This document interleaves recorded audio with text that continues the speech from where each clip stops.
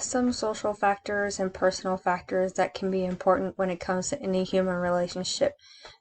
These determine how you interact with them, what the types of conversations you may have with somebody. For example, somebody who is shy may not be as likely to hold or even want to start a conversation with a family member or particularly a stranger versus somebody who is outgoing and social.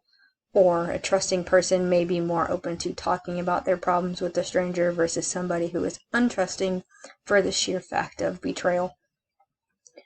One characteristics and belief may come into play in their everyday life when having simple conversations with others, family members, friends, strangers. If you're an outgoing person, you're more likely to want to interact, to go out, have fun, do things.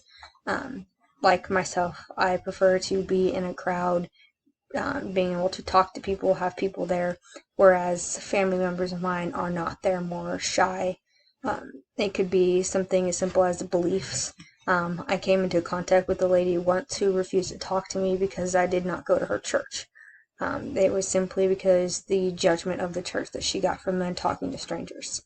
I've learned to be more forward and outspoken when it comes to how I feel. I learned that keeping everything bottled up did not help me. It didn't help my mental state. It made me more depressed because I had nobody to talk to. So I worked on this with my personal relationships.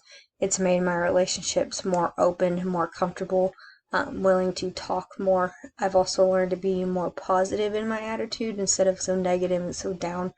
This has affected all of my relationships because their mood affects my mood affects their mood, and so on. So if I'm in a better mood, they're in a better mood.